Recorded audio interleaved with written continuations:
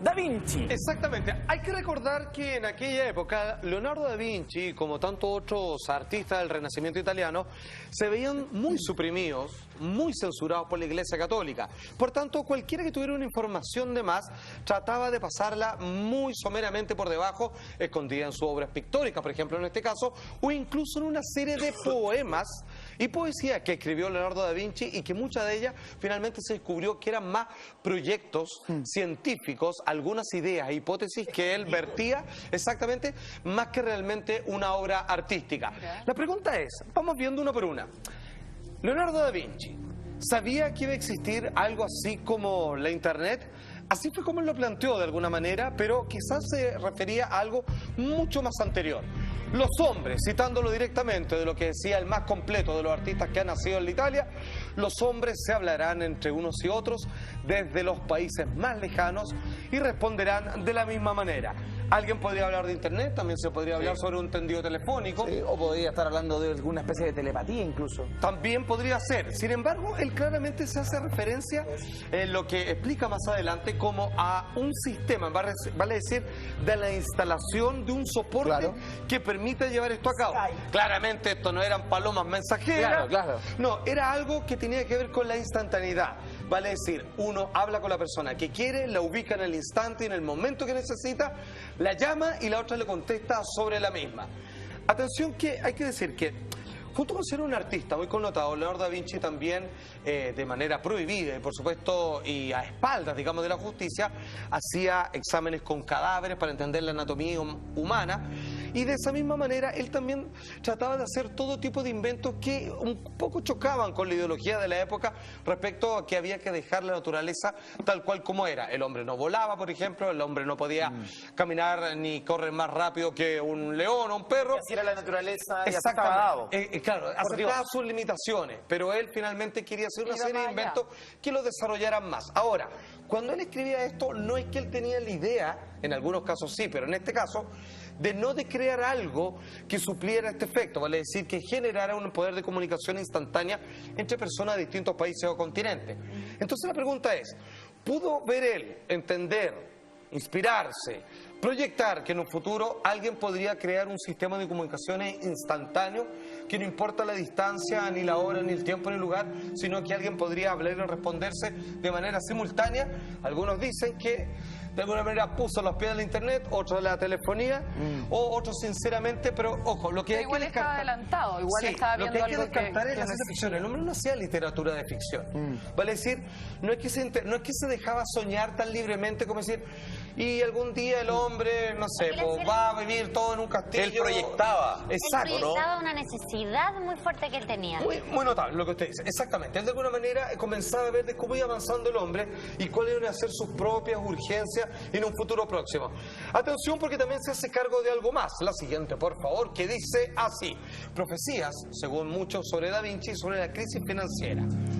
Esto es notable, ¿eh? Sí. Porque esto es un poquito... Esto es real, esto es de hoy. Y yo diría que un poquito más adelantado a la época, porque imaginarse esto es bien claro. Monedas invisibles, virtuales, digámoslo entonces, serán el triunfo para aquellos que lo malgastaron, provocando el terror de la gente. ¡Wow! A ver, lo que dice acá, las tarjetas de crédito, de alguna manera literal, lo que está diciendo acá es que aquellos que manipulan, trabajan, facturan con dinero, obviamente, van a dejar algunas crisis. Y obviamente ellos se van a ver en la obligación de crear un tipo de dinero virtual, donde no haya transacciones físicas de billetes o moneda, pero va a ser la manera en que se va a regular el sistema de intercambio de compra y venta de las cosas. Y eso lo que necesita él, eso claramente es una profecía. Y una cuestión es proyectar, imaginar el futuro, pero esto ya es adivinar. Hoy, 2014, y con toda la info que tenemos, esto es el dólar. Claro. Ustedes me dirán, pero ¿cómo este huevón está, cómo habla de invisible si el dólar existe? Claro, existe, pero como dice Salfate, todo va hacia que tú cada vez menos vas a ver el dinero, el papel. El papel, claro. ¿No es verdad? Y lo que dice ahí, que será el triunfo para aquellos que lo malgastaron. Claro. ¿Quién ha malgastado el dinero en las dos crisis más importantes, a fines de los años 30 y en la crisis subprime? ¿Quién fue? ¿Venezuela?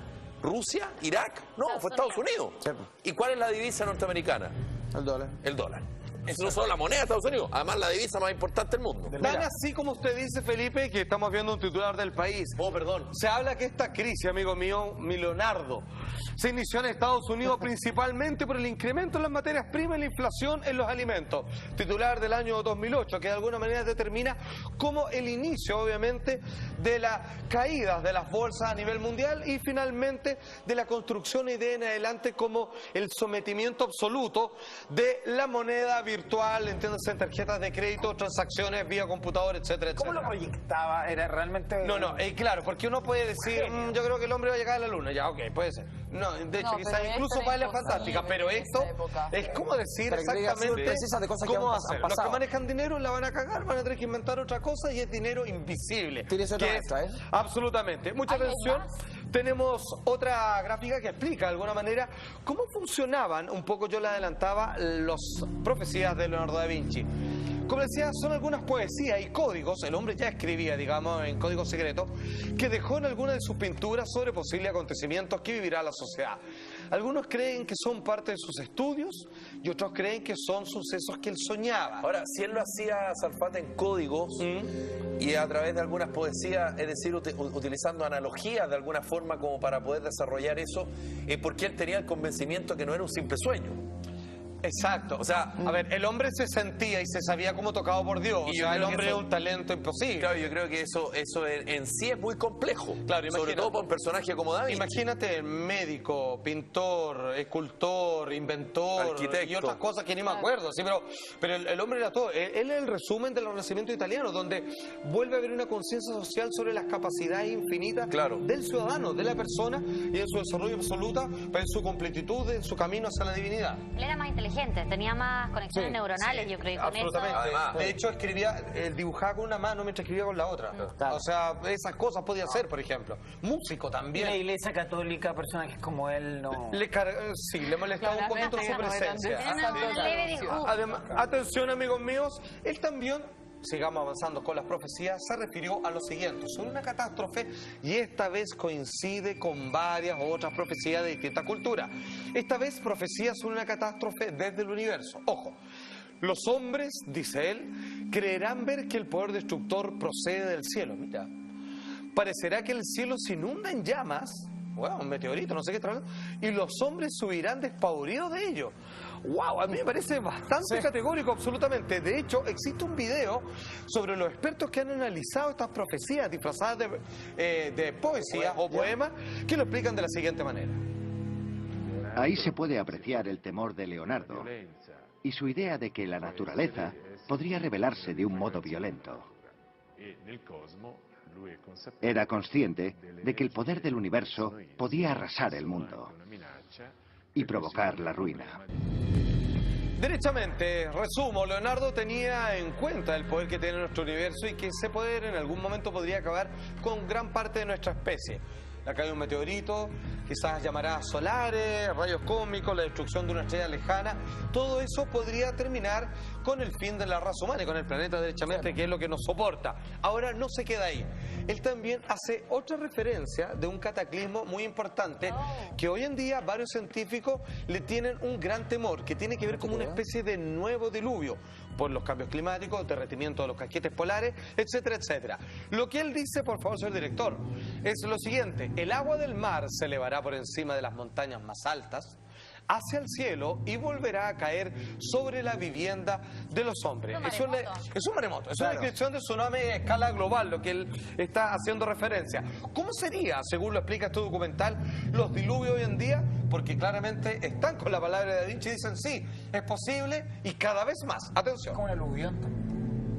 Sus palabras son impactantes, muy reales, es un aviso. Estudiaba con especial interés aquellos aspectos en los que no se mantenía el equilibrio, en los que se rompía la estabilidad. Leonardo observó los desastres naturales y escribió acerca de ellos, y trató de predecir qué pasaría si el equilibrio desapareciese. Como consecuencia del calentamiento global, los casquetes polares se están derritiendo y eso ha provocado un aumento del nivel del mar. El planeta se sigue deteriorando a gran velocidad. En el océano Atlántico se generan huracanes cada vez más violentos y frecuentes. Y en el Pacífico, los tsunamis han devastado zonas inmensas. La preocupación de los científicos va en aumento, ya que esta inundación a nivel mundial podría ser peor de lo que creemos, y no se puede prever su magnitud.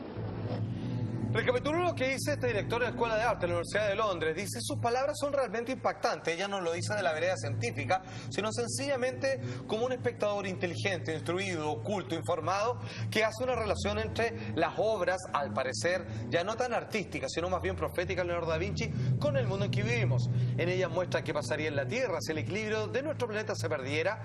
De hecho, confirma, hoy estamos viviendo bajo una creciente corriente de tsunami, aumento en el nivel del mar y un incremento de temporal a nivel mundial. Hasta incluso habló de terremotos y explosiones volcánicas que se iban a suceder de manera más frecuente en un futuro donde las personas iban a sentirse presas y completamente capaz de ser destruida toda la raza o gran parte de ella a causa de lo siguiente. Estamos viendo parte de la recreación de la película, obviamente, sobre el tsunami en el sudeste asiático. Sí, Salva, y dentro de las obras más famosas, reconocidas de Da Vinci, ¿él habrá ocultado algún mensaje? Bueno, hay algunos expertos que lo que pasa es que él ha sido una especie de conexión de diálogo entre sus obras. Hay una, que probablemente es la más conocida, que es la Gioconda o la Mona Lisa, que se encuentra en el Louvre, en París. Dicen que ahí existe una especie de pista a lo que él vinculaba en el poema o profecía que acabamos de leer respecto a estas inundaciones que asolarían la Tierra en un futuro lejano, visto del Renacimiento. Atención, amigos míos, un pequeño adelanto de cómo se explica que en la pintura de la Mona Lisa está, de alguna manera, un adelanto gráfico, visual de aquellas inundaciones y de cómo la NASA está de acuerdo que esto puede suceder de un momento a otro. Atención. Las inundaciones están representadas en los mechones rizados de su pelo y en los pliegues de su vestido, una característica que Leonardo repitió en varias de sus obras. En el cuadro de la Mona Lisa refleja la amenaza de un cataclismo geológico.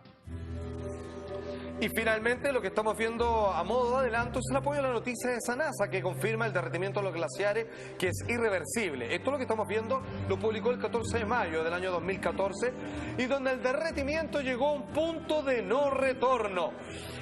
Todos los detalles de lo que dicen los científicos y de la explicación concisa de cómo las pistas de esta posible inundación existen en el cuadro, según algunos, de la Mona Lisa pintado por Leonardo da Vinci y que estaría siendo una especie de ilustración de sus profecías poéticas, al regreso de esta breve pausa comercial. El lago más alto parece estar a punto de desbordarse. Si eso ocurriera, caería en cascada y quizás inundaría el paisaje. Las inundaciones están representadas en los mechones rizados de su pelo y en los pliegues de su vestido, una característica que Leonardo repitió en varias de sus obras. En el cuadro de la Mona Lisa refleja la amenaza de un cataclismo geológico. Uno se pregunta, ¿por qué la dibujó de ese modo? Para revisar, las montañas, según los analistas, como el director de la Escuela de Arte de la Universidad de Oxford, dice, de las montañas que están detrás de la Mona Lisa se ven borrosas. Ojo, generalmente los cuadros de Da Vinci tienen como lo que hoy día fotográficamente se llamaría con profundidad de campo, ¿ok? Pues bien, en este caso se ven borrosas. Además se ven dos ríos y un lago. El más largo pareciera que está a punto de desbordarse de la montaña más alta, provocando una gran inundación del paisaje de la Mona Lisa, más allá del detalle del pelo que parece invocar una especie de marejada completamente turbia. La verdad que es muy difícil saberlo, pero sin embargo, si bien este cuadro es único, también podría arrojar características aún más misteriosas respecto a las supuestas profecías que este hombre hizo. Ahora, lo que es innegable es lo que dice la NASA. Lo que vemos ahí es el titular, donde el derretimiento de los glaciares de la Antártica es irreversible, según la NASA, publicado este 14 de mayo del año 2014, en donde estamos un punto de no retorno. La gran pregunta, claramente Leonardo da Vinci era un iluminado en términos artísticos, de desarrollo humano de la época. Ahora, si él a través de sueños tenía capacidades precognitivas de saber el futuro, esa nunca lo sabemos, pero de que algunas cosas que disfrazadas de poemas terminó acertándole, como por ejemplo el uso del dinero virtual, no dejan obviamente de sorprender.